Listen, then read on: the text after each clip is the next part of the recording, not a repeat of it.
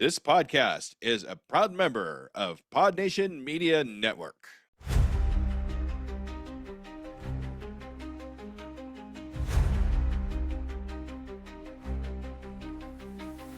Flicker of reels, the shadows crawl.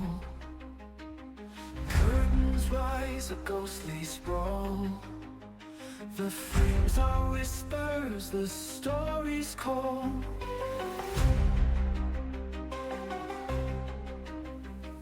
The tractors hum in a hollow tune. Moonlight cuts through a velvet gloom. Is it a dream or a real too soon? Step into the screen where the dark turns keen. Join you with the Cinephile, unseen, unseen. The tales twist and turn as the silent light burns. A world unknown where the shadows yearn.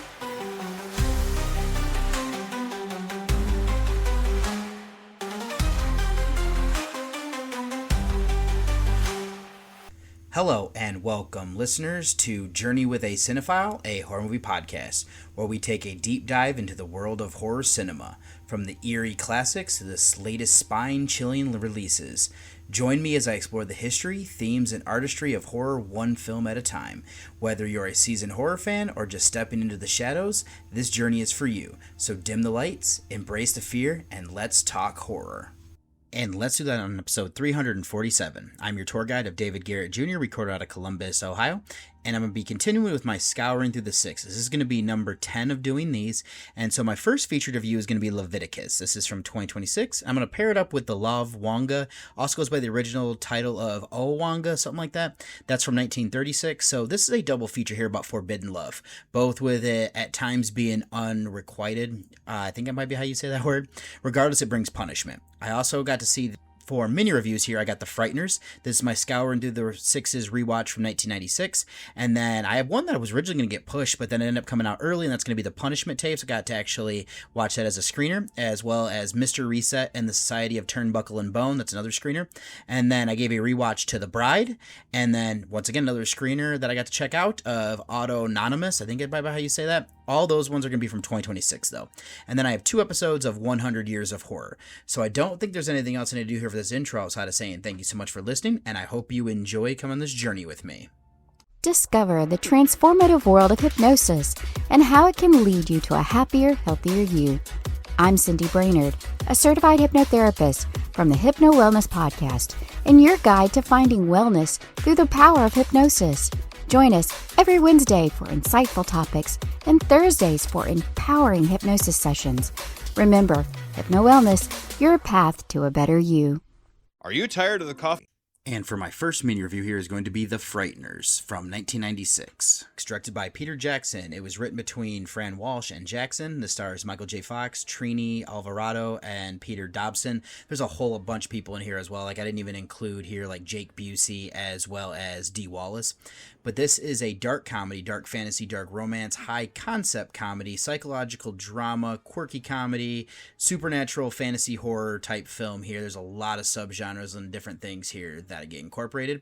But this is a co-production between New Zealand and the United States, currently sitting on a 7.1 on IMDb and a 3.5 on Letterboxd, for our synopsis being. After a tragic car accident that killed his wife, a man discovers he can communicate with the dead. He uses that gift to con people. However, when a demonic spirit appears, he may be the only one who can stop it from killing the living and the dead.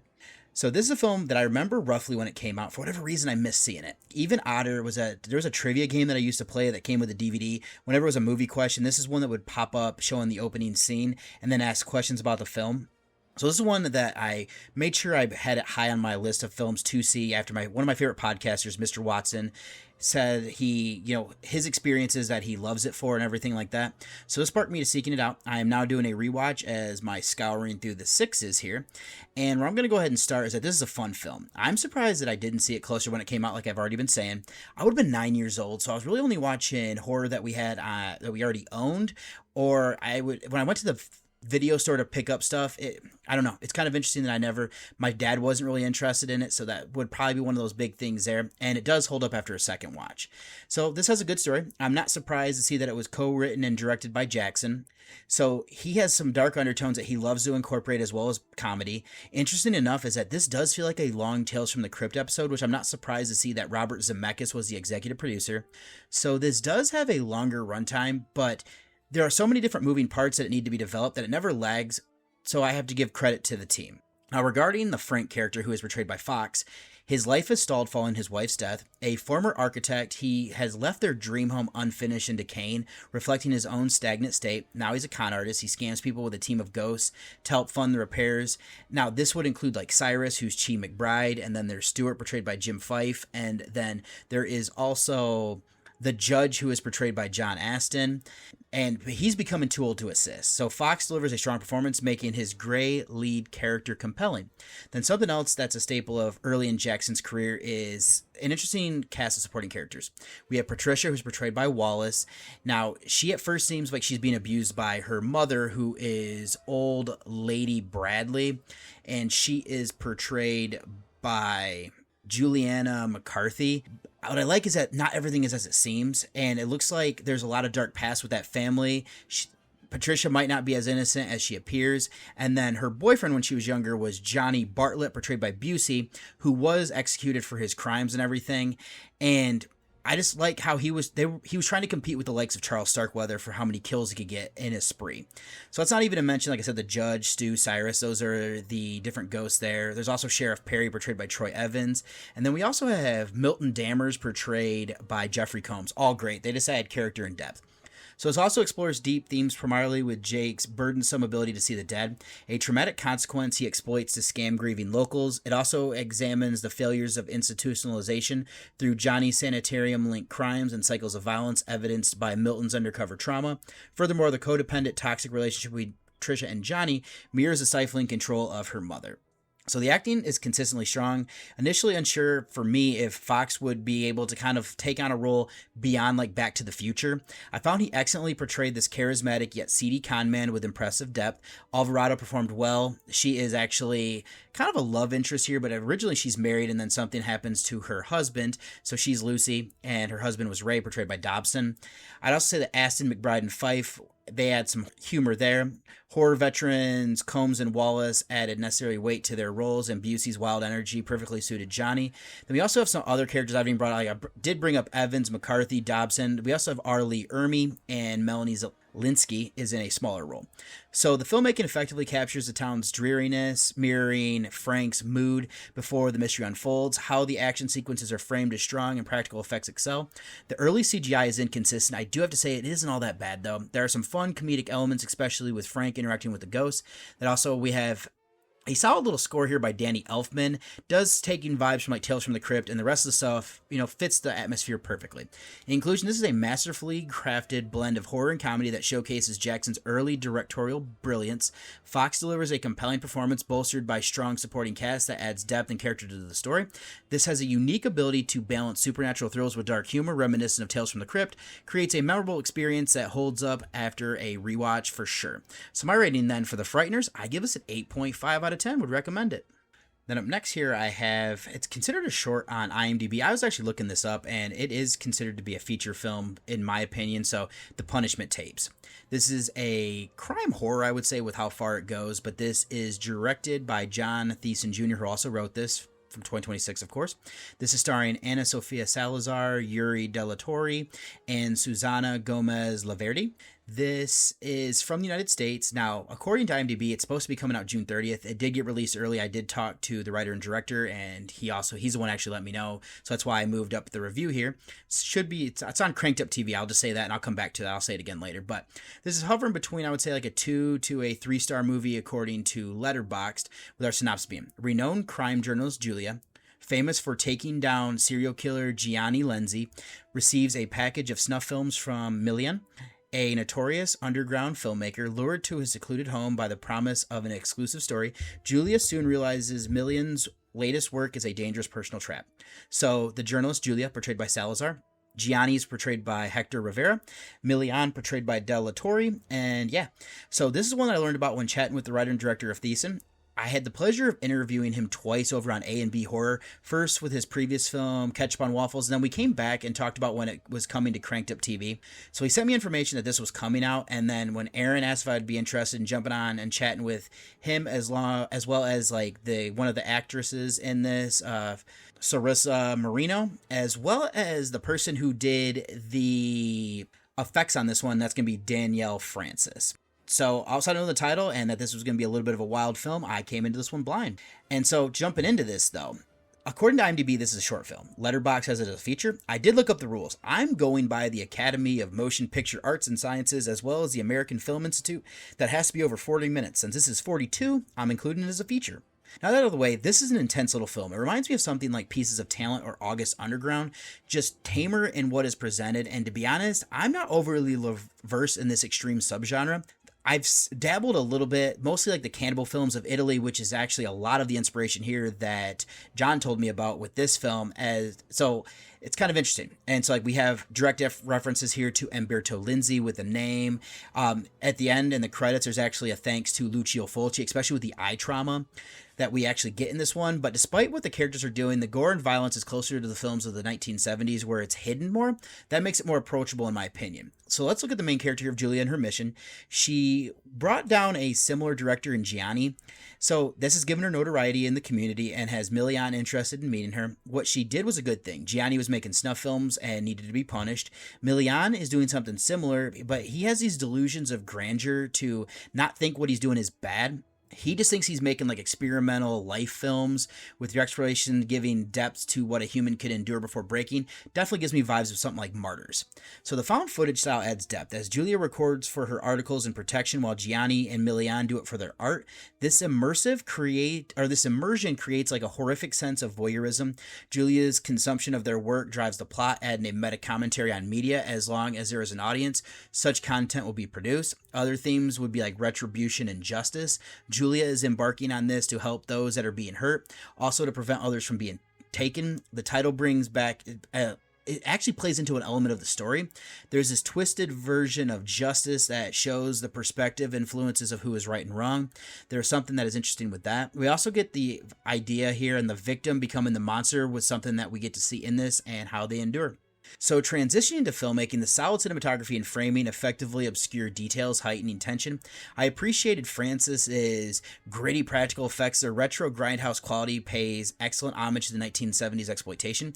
The music stood out to me. I have written here, as I was actually when I was interviewing and talking to John, is that he did include a couple of tracks here from Riz Orlani. It doesn't sound like they're actually going to be staying in the film, though. I'm kind of curious to see what ends up getting put in there instead, but the sound that we have, like the diegetic stuff, definitely adds realism. The performances conclude here with this review with amateur quality that enhances the realism. Salazar excels as the lead. Her shift from arrogance to terror when losing control is palpable. Del Torre projects an eerie aura of capability that builds isolation-driven fear.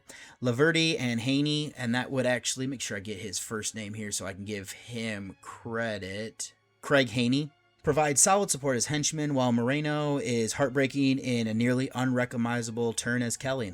Thiessen, and then we also here have Rob Rappa and Rivera. They effectively round out the remaining cast. So in conclusion, this is a gripping and intense exploration of voyeurism and the dark allure of extreme media. By blending found footage aesthetic with themes of justice, retribution, Thiessen crafts a film that feels both disturbingly real and a respective nod to the 1970s grindhouse cinema. Anchored by a strong performance from Salazar and gritty practical effects, this serves as a haunting meta-commentary on the relationship between creator, audience, and the human cost of entertainment. It's a compelling watch for those who appreciate tension-filled atmospheric horror that lingers long after the credits roll. So for me, I rather enjoyed this one. It'll be one that I'm going to definitely try to revisit here before the end of the year and everything, but the Punishment tapes, I give them a 7 out of 10. Then another screener is going to be Mr. Reset and the Society of Turnbuckle Bone from 2026, written and directed by Jedediah Kazuski. This stars Vinny Pacifico, Kazuski, and Carly Pacifico. This is a horror film from the United States, currently sitting on a 7.5 on IMDb. Not enough ratings on Letterboxd for an average yet, but the synopsis being, a secret society manipulates pro wrestling from the shadows, luring hopefuls with a promise of fame. Trapped in a world of illusion and psychological trials, they face intense sacrifice for a shot at glory. So I actually learned about this one from Alex from Simply Legendary Publicity, reached out with a press release.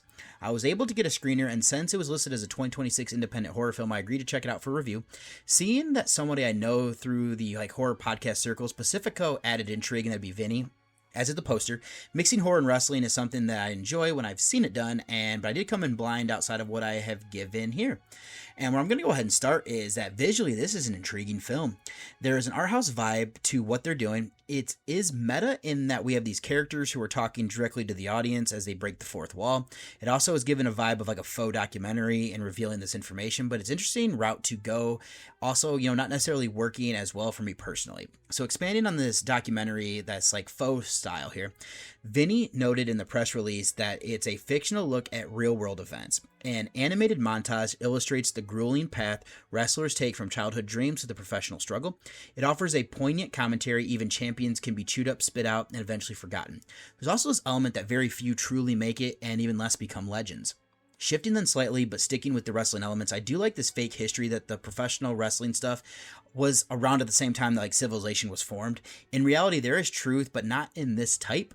There's a secret society here that's guiding hand-selected people to push to be great. There's an element of what the writers and those in control of the industry do. I like seeing two characters different in their approach, auditioning for Mr. Reset and his team. I'm a sucker for secret groups that like this, so it's a positive.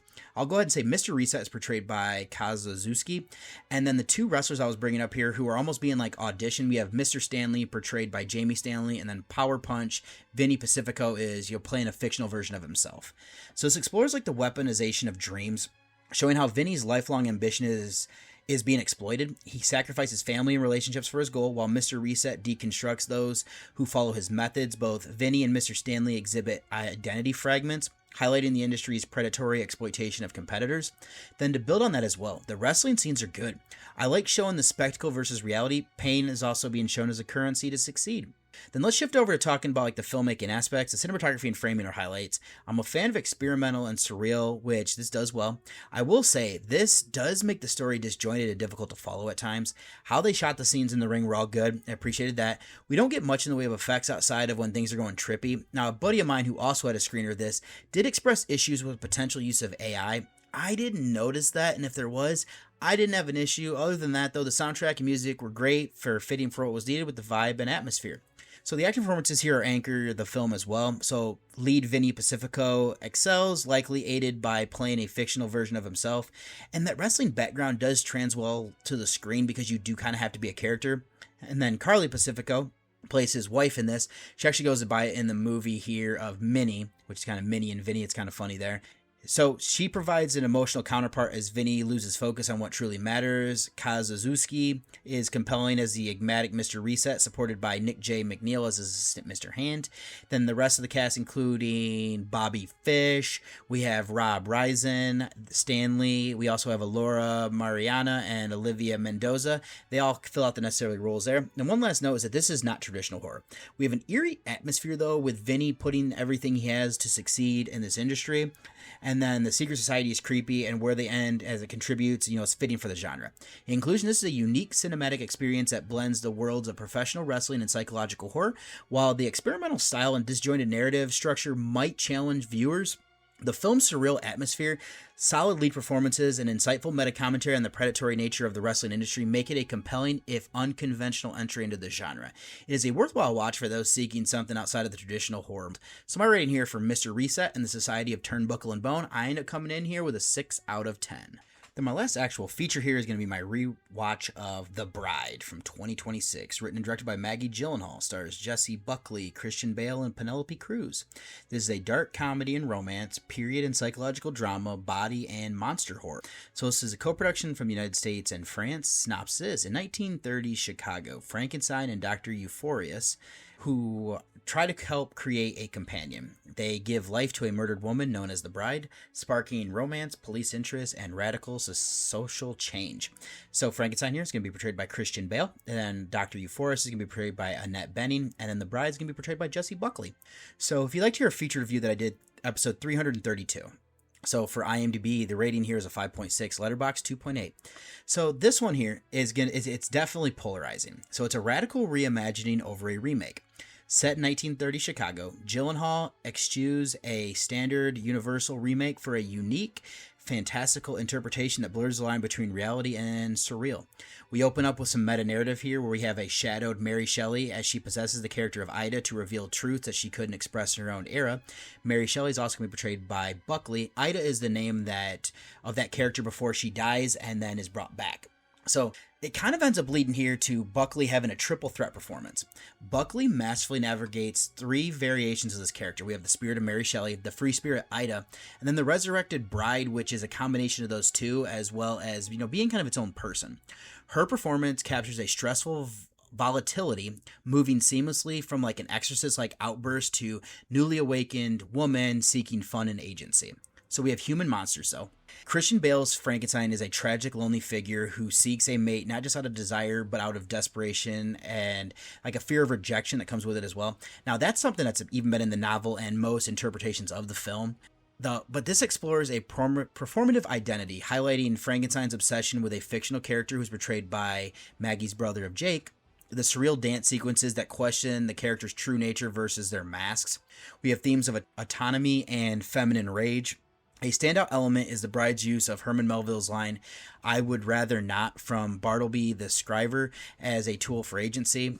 There's also a good element here is that she isn't just a cure for Frankenstein's loneliness. She chooses her companionship on her own terms, inspiring a revolution against the patriarchy, which we get to see as some of the things she says and does ends up inspiring other women. So the visual and technical craft, the period set as, Chicago and New York captures an authentic cinematography, while the monster effects offer a realistic, grounded look similar to like 1994's Frankenstein, the Mary Shelley version. Had her name in the title, that is. But this successfully blends and balances its 1930s setting with modern exploration of toxic masculinity and identity. It's even more prevalent back then because women had less autonomy, making it a visually stunning and thematically rich experience. So final thoughts here is that if you're looking for a carbon copy of the 35 classic, this isn't it. But if you want a bold, ambitious commentary on the female experience through a gothic lens, I think this is a pretty much watch at least once. So my rating, though, for The Bride, I give this one an 8 out of 10 and would recommend it. Then I have a review here for a TV series, kind of how I would describe this, of Autonomous. So this is here from 2026. It's on Cinephile, if you are curious, but this is starring, well, first, it is directed by Kyle Valley. It is starring Aaron Anin. If I mispronounce your name, I do apologize. Also, Dominic Youngling and Thomas Molnix. So this is a horror product here from the United States, I believe. Our synopsis is: a couple boards a Gomo, a self-driving ride-share cab, only to find themselves trapped with no way out. So this is something I learned about thanks to Valley and Anin. They reached out via Instagram knowing that I had covered their film ZombieCon Volume 1. So the press release came in saying this was 16 episodes designed to watch on your phone or tablet for a intimate experience. Now, I don't necessarily care to watch things this way. I'm a little bit old school. I like to watch it either in like the theater or on my TV. But since it's designed that way, I felt this was the best route to go. So to kind of give a little bit more here, we have Amy portrayed by Anin and Derek portrayed by Youngling. Things are tense as they get into this cab. It's self-driving, which allows the couple to open up and bicker from the start since they don't have a driver to also worry about. Both are struggling in different ways. They just left a dinner where they had asked Derek's parents for more money for rent. Now, he's a copywriter with 10 years experience, but recently lost his job. He feels like due to the emergence of AI, it's replacing what he does, and she is a barista. So they go back and forth with different things about the evening they just had. There's one point where Amy gets a text message, and she's evasive when asked about who it's from. Their fighting causes them to not realize that their car isn't going the right way. It takes them out of town to a dark road that is surrounded by woods. The car then just ends up stopping because there's a figure standing in the road. This figure is being portrayed by Molnix. It then becomes a night they'll never forget if they can survive. So that's really my recap. Introduction to the characters. Where I want to start is the concept of the series. This runs about 20 minutes or so. I wasn't fully keeping track, but each of these 16 episodes are fairly short. They are designed in a way where they play vertically. It's easy to watch on your phone. I was able to watch it in a dark room with earbuds in, so the more ideal way to do it. Now that that's set up, I did want to say that my initial concern was these are quick hitters. How well they developed the story, though, is very impressive. It's a dialogue-driven since it's contained horror. This takes place watching our two leads in the back of the car. There's something eerie about taking a rideshare late at night like they are, coupling that with not actually having a driver. It's self-driven, so there's no reasoning with somebody. Our couple has free reign to bicker like they do since it isn't in front of somebody. That adds a realism to the situation.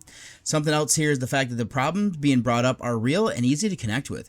There are a good number of people who are resisting the use of AI. I don't believe Derek as he believes why he lost his job, at least fully. Like I said, there's a chance that it isn't the case to an extent. It is a way to not blame yourself. There's also this element of jealousy.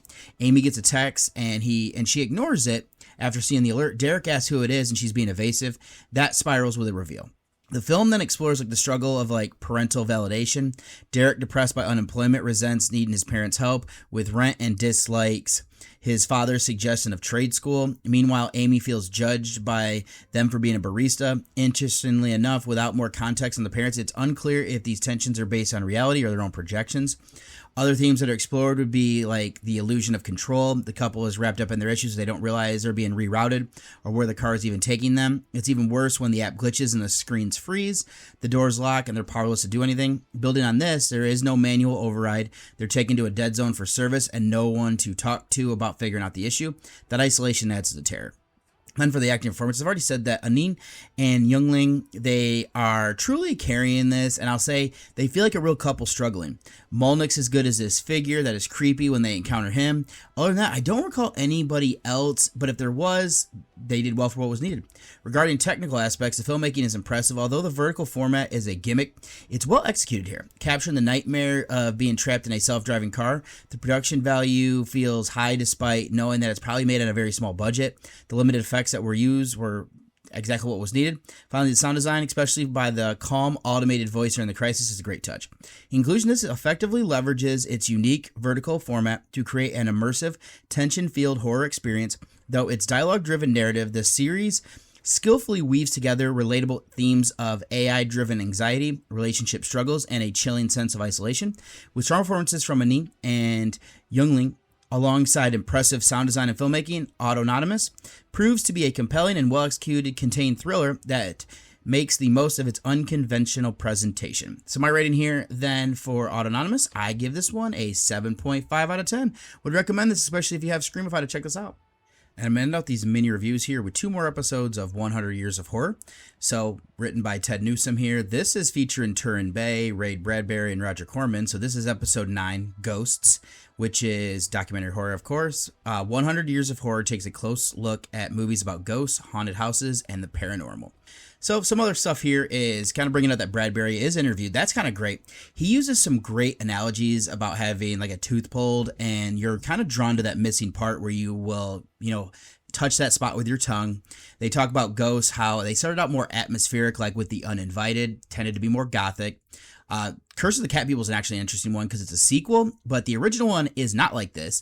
But it's kind of an interesting concept where they make it where it's a ghost story for that second part. One I haven't seen yet is The Amazing Mr. X. This one seems like it explores like phony spiritualism. I do know that one starred Bay because he actually talks about that here. Then, of course, you have like the classic The Haunting, the based on the Shirley Jackson story. Robert Wise was freaked out by reading the source material. Shows that you don't necessarily need to show something to scare somebody, especially with that one. Very atmospheric. The sound design and the fear of the unknown really build up there. Then you have like more overt scares with something like The Haunting of Hell House. I'm actually a big fan of that one as well. There's another one that isn't truly a haunting from what I remember, and that's The Haunting on Hill House. or The Haunting of Hill House, something I'm drawing a blank right now on the title, but has Vincent Price and Elijah Cook Jr. I know some people love that movie. I like it. Not the biggest fan though. It might be blasphemous to a lot of you. But then you have stuff that like Roger Corman started to do, where they're especially basing it on Edgar Allan Poe, because he definitely leaned into a lot of this, like House of Usher. I actually do enjoy that one. Led to The Pit and the Pendulum, that had Barbara Steele in it. Then you have like Tales of Terror was another one with Price, Basil Rathbone, and Peter Lorre. Then Twice Told Tales from there. Just working through the Poes then with Corman would be The Tomb of Ligeia. That's one that's a blind spot for me at this time. Then I actually have not seen Tales of Terror or Twice Told Tales. I own those. I think I own all three of them, at least the other two. Another one I haven't seen is The Terror. This is actually kind of an interesting one, just how that was pieced together and made. Then they also start to go up here into like the Hammer type stuff, where you have The Skull that featured Christopher Lee and Peter Cushing. It's supposed to actually, I did not realize this, but the Marquis de Sade's Unrested Spirit is a big thing there. Then The Haunted Palace wasn't well received in 1963. This one where there's a curse on everybody, which included like Price, another Poe adaptation there. So like I said, this was a fun one. I like to kind of learn a little bit more of this one. Definitely focuses more on like the history and everything, just kind of when it came out and everything like that. But I gave episode 9 Ghosts a 7 out of 10. And that'll lead into episode 9 Ghosts, and that'll lead me into episode 10 of Phantoms. So this one here is actually, for the most part, looking at films based on the Phantom of the Opera and The Invisible Man. So this features stuff from like Bud Abbott, Turin Bay, and Michael F. Blake. And for this one here, at this point of when this documentary was made, there were 7 adaptations of the Phantom of the Opera. So this would have actually came out before the one with Gerard Butler and Emmy Rossum. So they're talking about like they're starting out with like the Lon Chaney version. It was Lon's idea for Universal to do the film based on the novel by Gaston Leroux, and that's where the Phantom was formed and sold to a freak show as an infant is actually some of the backstory. They kind of get away from that. I don't know if they've ever actually leaned into that one, but Julian, the director, was struggling career-wise, no longer got along with Lon at this point in his career, which is kind of crazy. It's kind of fun here as well that we hear from Gary Chaney, who's Lon's great-grandson. He talks about like his father and kind of what was relayed to him and everything like that. It does sound like he actually met Lon before he passed away, and he said he actually met Lon Jr., and he said he was a very nice guy. But they actually inform almost like a brief documentary about Lon himself, is that he learned sign language due to being born to deaf parents. I feel like I remember that, which definitely helped with pantomime when you are doing silent films. They also get to interview here Jessica Raines, the daughter of Claude. Interesting that Lon was considered first for The Invisible Man, but then when he passed away and everything, they had to rethink what they're going to do. Vincent Price was in The Invisible Man Returns. They also start to talk about the wild sequels that came after that, like The Agent, or The Invisible Agent and The Invisible Woman. Then they bring up like the Abbott and Costello when they meet the Invisible Man, which is actually part sport movie with boxing in it. I had not heard of The Invisible Boy from 1957. That actually features Robbie the Robot fighting alongside a boy against aliens. And it's also kind of fun to hear Turin Bay talking about like Steven Spielberg, and then he remembered when he was doing a film for him that he remembered being on the set for like the Phantom of the Opera and the Climax set, and just kind of remembering back to when he was on those or in those movies. Then they also bring up The Phantom with Claude Rains. That one I do enjoy. Then there were some low budget takes that followed, bringing up like the Phantom of the Rue Morgue. Then Hammer did a take on Phantom as well, where Herbert Lom was in it. That one's pretty solid. And then they kind of ended out here with bringing up stuff like the Phantom of the Paradise, presents the history of rock music. Each of those songs are kind of different in fun little ways and everything like that. But yeah, for episode 10 here of Phantoms, I give this one as well a 7 out of 10. And that's all I have here then for mini reviews. Let me go ahead then and get you over to the trailer of my first featured review.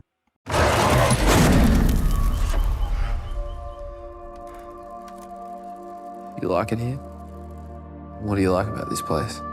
My mom wanted to move here. Stuck in this shithole.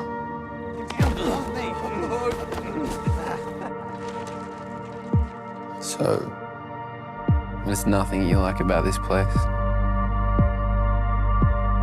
Nothing.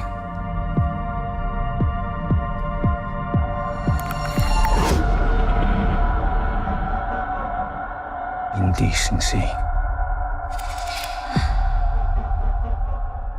Lust. Desire. It has to go now. Look at the light.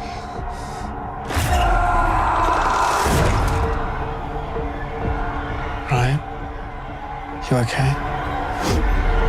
You see anything that looks like me?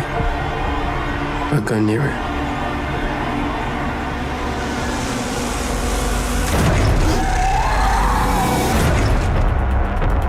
It comes when no one else is around. Nothing can make it stop.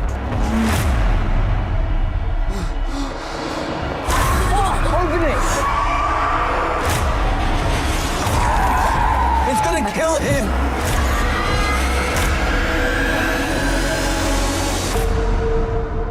And this is what they wanted. They wanted us to be scared.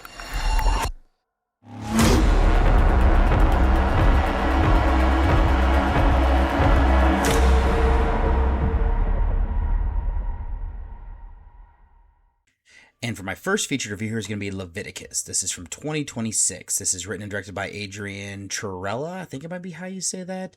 So this is starring Joe Bird, Stacey Clausen, and Jeremy Blewett, while also having here as well Ewan Leslie, Davida McKenzie, Nicholas Hope, Zyra Newman, Mia Wasikowska, Shannon Barry, Talila Bullock, Rose Flanagan, Cameron Foley-Love, Eloise Gentle, Flynn Glazebrook, Julia Grace, Jason Hura, Hayu Motoki, and Anna Mutungwazi. This is a horror romance sci-fi thriller film that is from Australia. It is currently sitting on a 6.7 on IMDb and a 3.8 on Letterboxd, or a synopsis being. Two teenage boys must escape a violent entity that takes the form of the person that they desire most, each other.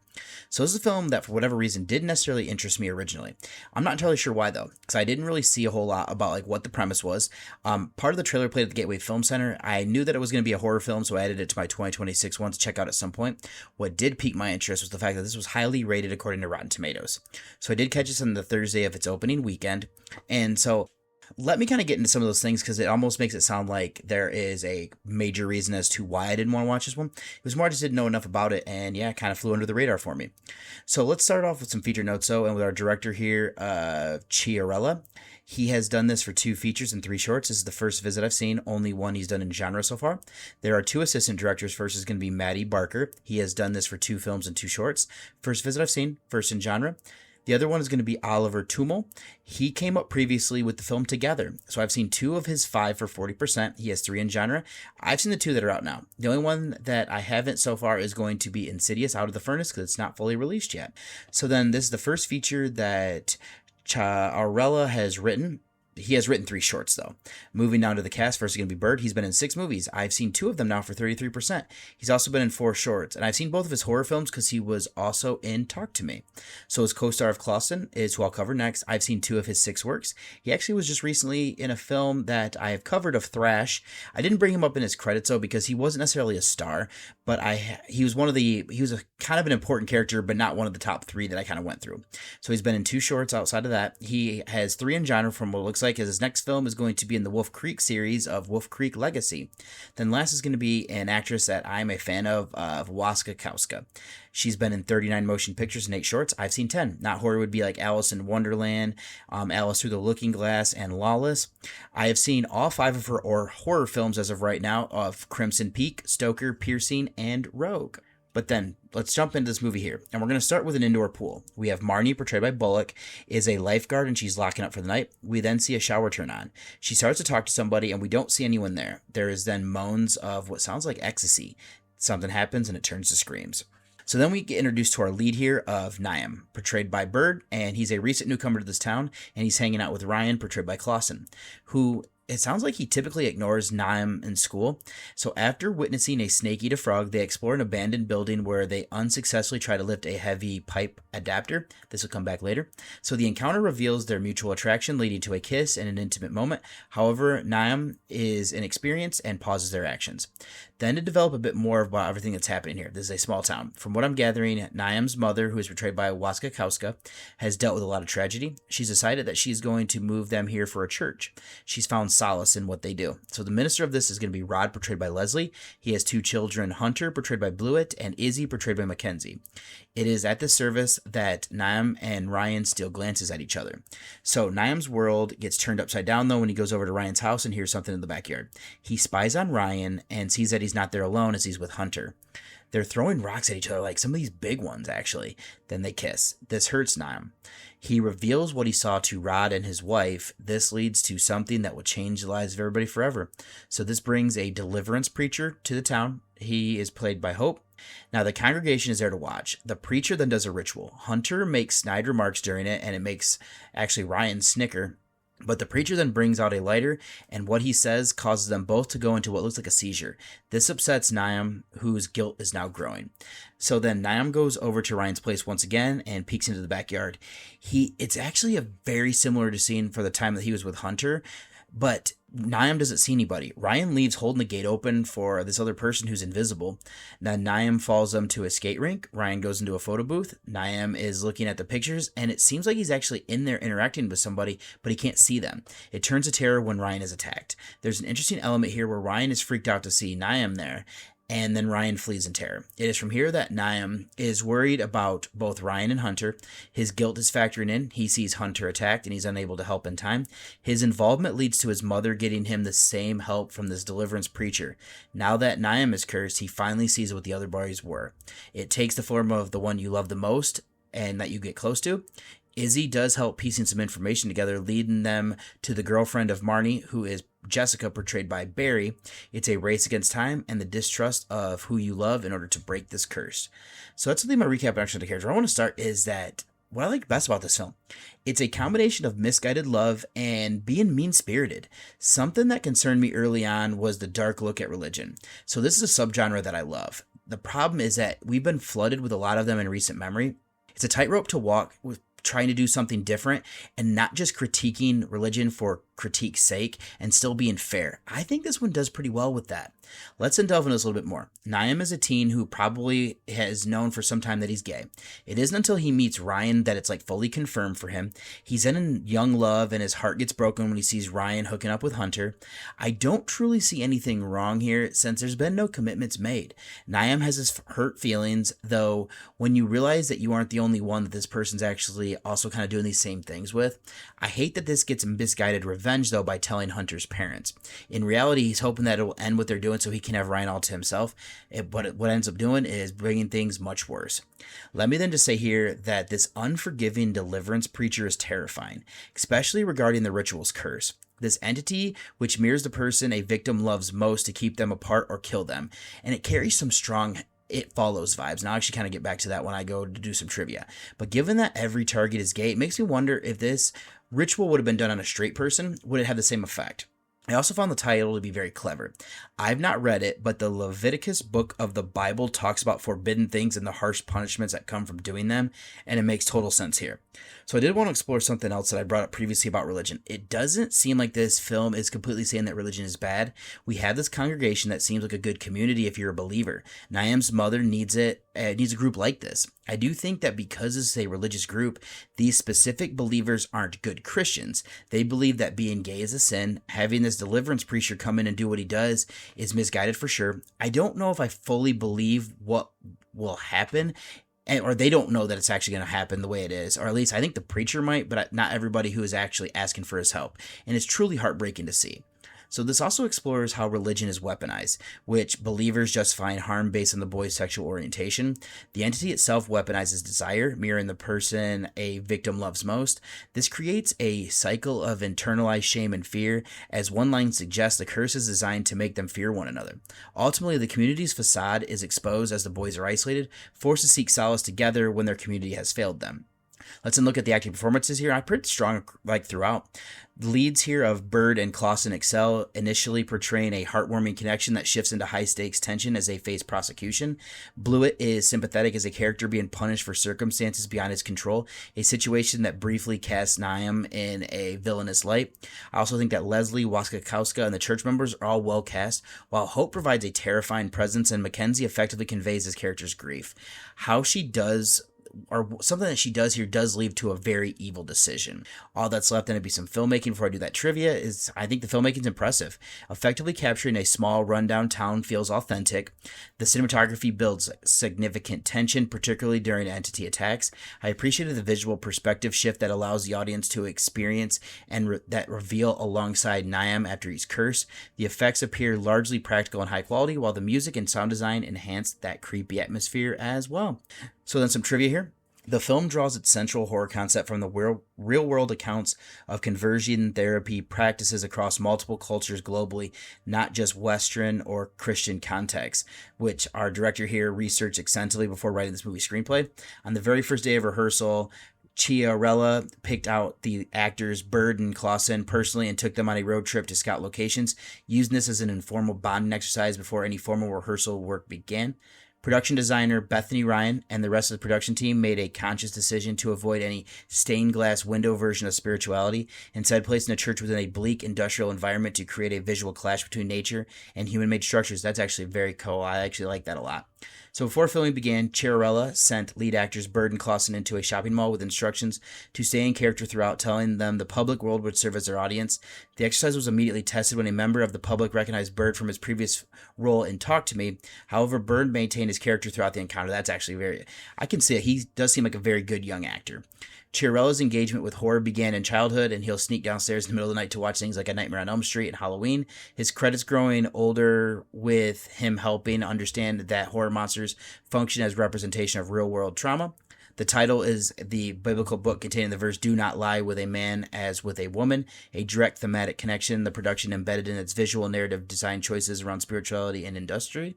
It looks like here, the writer and director here deliberately set this in a regional town built around a church surrounded by industrial boneyard of old factories, a specific aesthetic choice designed to provoke questions about whether religious edicts are spiritual in origin or human-made structures. Does sound like the director personally identifies as a gay man, as cited as a fundamental reason that this became a debut feature, and the central idea described as developing his mind for a long time before the Vic screen opportunity arose. Then it looks like it was Nicholas Hope's idea for the Deliverance Healer to have tattoos, including the numbers of the Leviticus verse pertaining to homosexuality. Interesting enough, another Leviticus verse 19:28 expressly forbids tattoos, which is actually kind of a funny thing there to consider, because that's what a lot of people in religion will do. They'll pick and choose what they want to follow.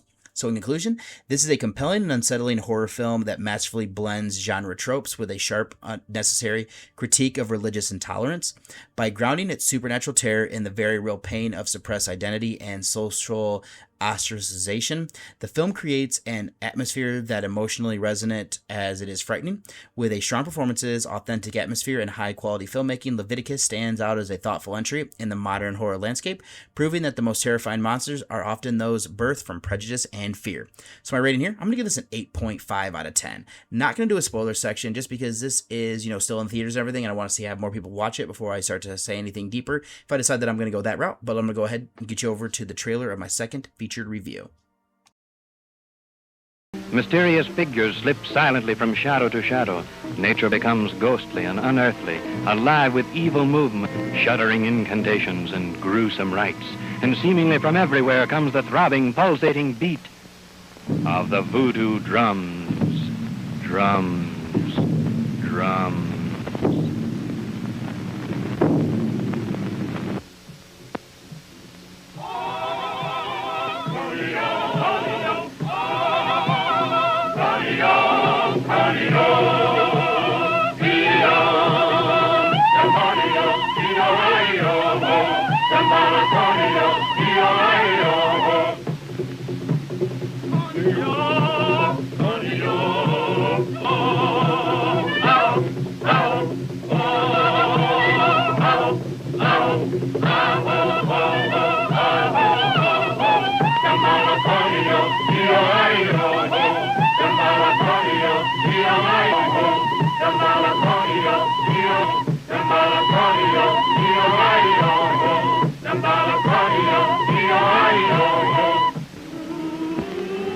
Rise, my daughter.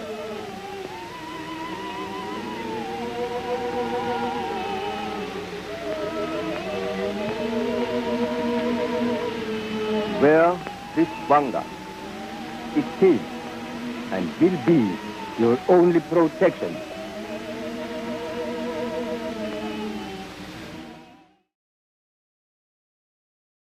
And for my second featured review is going to be the Love Wanga. This actually goes by the original title of O Naga. So this is from 1936, written and directed by George Terwilliger. He also came up with the original story, it looks like. This is starring Freddie Washington, Philip Brandon, and Marie Paxton. We'll also have in here Sheldon Leonard, Winifred Harris, Sidney Easton, Baby Joyce, and George Spink.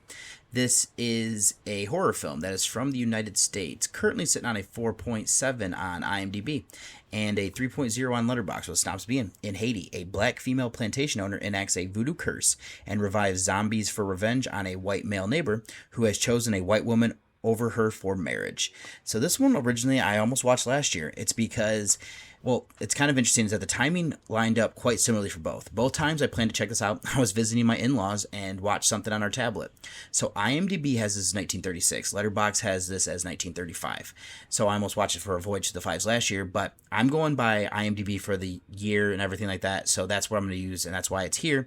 So I just want to make sure I had the correct film. Other than that, I did come in as blind as possible to check this film out. So let's start with some featured notes, and I'm going to start with our director here of Terwilliger. This is the first of his 17 films that I've seen. He also did 6 shorts, only one he's done in genre. Then one of our stars here of Brandon was also the assistant director. He did this for 4 works, and this is the first visit I've seen, only one he did in horror. Then Terwilliger also wrote this. He did this for 5 movies and 5 shorts. First visit I've seen. He did also pen The Devil's Daughter, which also features black culture and actors from what I saw. Now, he also came up with the original story. This is the first that he's done of his 5 that he has made, only one in genre. Now to the cast, will start with Washington. She was in 8 features and 3 shorts. She was interestingly enough in Animal Crackers, the film with the Marx Brothers. Not seen it, but I know of it. Then first of her works that I've seen, only one she did as was a horror film. Her co-star Brandon didn't have much of a career. He was only in 3 motion pictures. First of his I've seen, only one in genre. Only credit for the co-star here of Paxton, but I'm going to bring up Leonard. He was in 73 films and 7 shorts. I've seen him in things like It's a Wonderful Life. He did 3 in genre. I've seen them all now, with the other ones being Abbott and Costello Meet the Invisible Man, and he was also in another zombie film of Zombies on Broadway. Kind of crazy. All right, then, let's jump in this movie here, and we're going to start with some voiceover narration as it explains different things of voodoo, like a wanga, which I think is like a talisman. It also talks about like the drums and the rituals and how these are part of normal everyday life on Paradise Island. So that must be a different name being used, because in the synopsis, and there's some lines in the film that say it's in Haiti. It is from here that we meet Khalili Gordon, portrayed by Washington. She's doing a ritual where she's given a talisman, and she promises that if she loses it, then she accepts evil and death. We're then on a ship that is returning to the area. It's from New York City. Aboard are Adam Maynard, portrayed by Brandon, and his fiancée Eve Langley, portrayed by Paxton. They're to be married soon after arriving. Joining them is her aunt of Sarah, portrayed by Harris. Also, Eve has a maid of Susie, portrayed by Baby Joyce. And then Adam's valet is going to be Jackson, portrayed by Easton.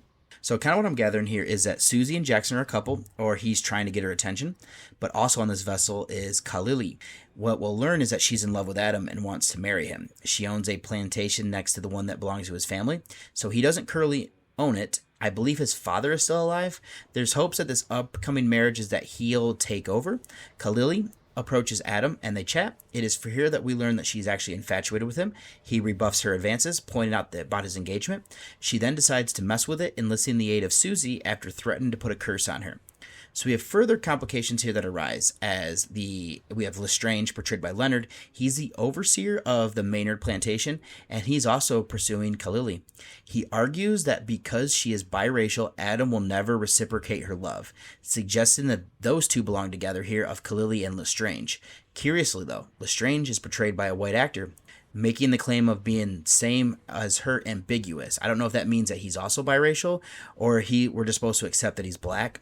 Khalili rejects him though, still fixated on Adam, and uses voodoo to punish the couple. However, outside forces soon intervene with all these plans. So that's my recap production of the character. I'm going to start is that this is a curious piece of cinema.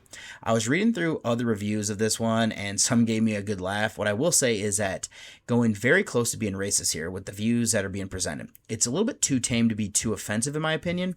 I am going to discuss a few things as I go along here, but I'm going to look at this through the lens of being a 1930s film, which was a different time. Let's start with the positive. Casting a woman of color as a lead. Washington delivered a strong performance despite her brief 11-film career. My main issue with Khalili involves the writing. While the voodoo-driven revenge and heartbreak over interracial rejection are acceptable plot points, the character requires more development to truly succeed. It's as simple as the fact that her plantation borders the Maynards. That's all you had to do there, where she's pretty much wanting to marry him so they can combine those together, but that's me kind of using my own headcanon here. But then casting Sheldon, a Jewish man, as Lestrange is a bit problematic. The studio likely assumed that audiences wouldn't mind or would simply just kind of view him as biracial, though neither seems likely. While casting an actor of color would have added some necessary depth, there are other issues here of inclusion where actors of color seem to always be like in comedic roles, or they're just these people at a party. Ultimately, what the subject matter might have deterred some, the studio likely just prioritized a specific casting choice. Then moving over to Adam, it's interesting that he's billed as the second lead because he's less interesting than Lestrange. There's not much development for the Adam character outside of him getting married to Eve, which I did see some people point out, Adam and Eve, I didn't even put that together while I was watching it. I was also very tired the first time I started this. And then, she falls into a coma at one point and he's trying to help her. That's really the only time you see him do a whole lot. There's a scene where he does confront Khalili, and then another where he starts to believe that the rituals might be real. Brandon is fine in his performance. He doesn't add much, and my guess is the writing didn't help either. Then let's go over to the historical significance, as this being the second U.S. feature according to some trivia I found to include zombies. What's interesting here is that they do show gatherings of like natives and they're playing drums, dancing, performing rituals. This goes light on the showing of what goes into it though. I did like seeing Khalili enlist the aid of a priest to help her raise two zombies to act as her henchmen. There's a plot hole though where they're only supposed to follow her commands. We then clearly see that they do what Adam tells them or asks them to at one point. So the film also explores some various themes here, notably avoiding the tragic biracial character trope by having Khalili act as a villain rather than suffering in silence. Her use of zombies as slaves serves as an allegory for colonialism and reclaiming power. Additionally, the story does touch on the exoticization of voodoo. Despite its skepticism, Adam begins to question his disbelief when faced with an unexplained event, a sentiment echoed by a local doctor. The movie did the acting performances. I've already said that Washington had the best performance as our lead.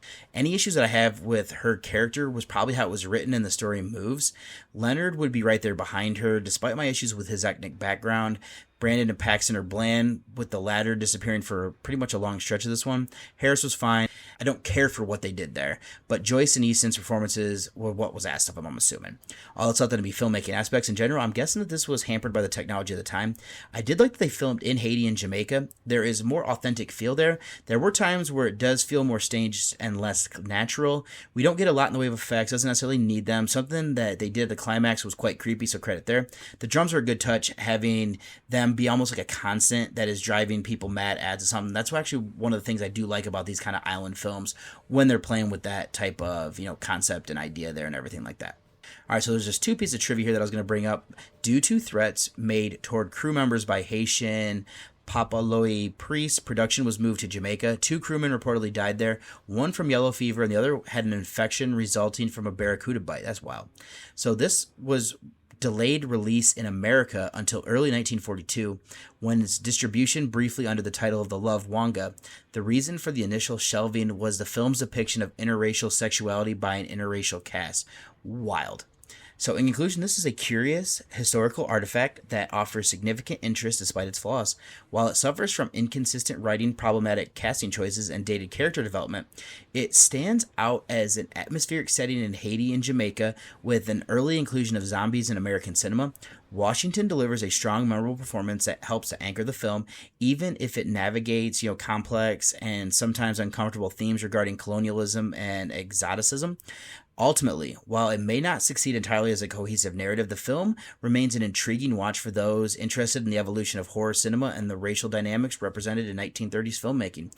So unfortunately, though, this one's a little bit boring. I needed a little bit more, and I think this could have been just a little bit more of enjoyable of a movie. But yeah, so I'm going to come in here right there in the middle. I still like this movie for its historical just weirdness, but I'm going to give it a 5 out of 10. Not going to do a spoiler section. There's not anything I necessarily delve deeper into there. Let me go ahead then get you over to one last break before I close out the show. Pod Nation TV has you beamed up with Out of This World award-winning podcast found exclusively on Pod Nation TV. Download Pod Nation TV for Roku and Fire TV. Pod Nation TV, Out of This World. Listen, here's the truth. If it's not something you love to do, automation is mandatory. You didn't start your podcast to spend hours editing clips.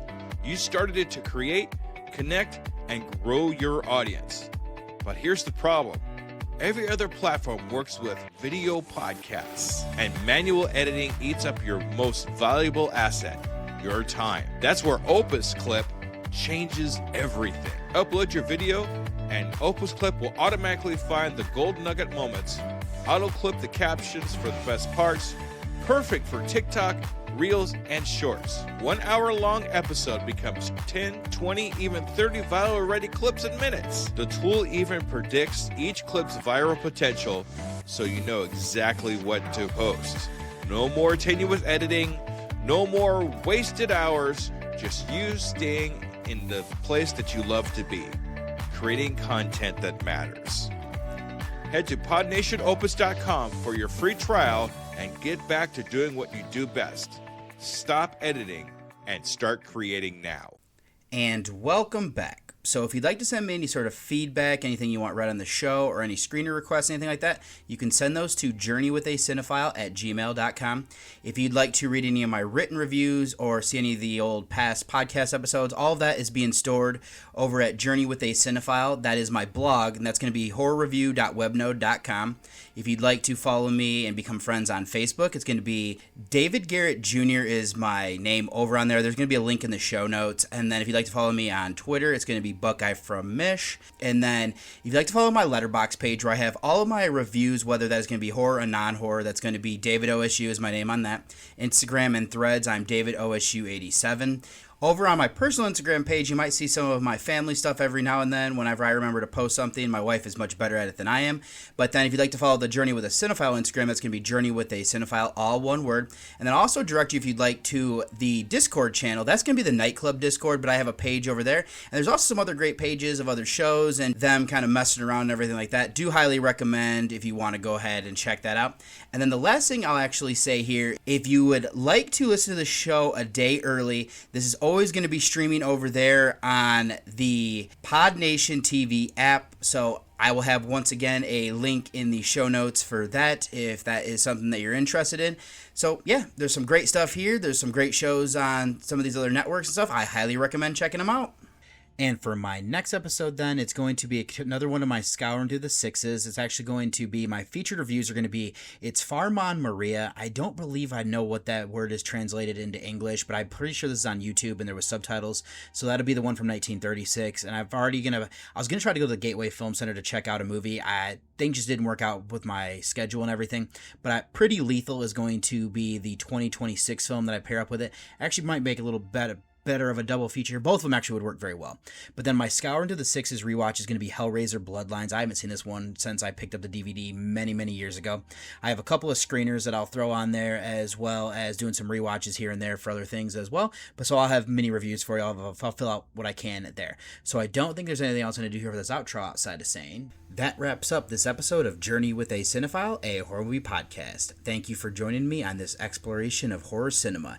If you enjoyed the show, be sure to subscribe, leave a review, and follow along for more deep dives into the macabre. Until next time, keep watching horror, and remember, fear is just a frame away. It had been a wonderful evening, and what I needed now to give it the perfect ending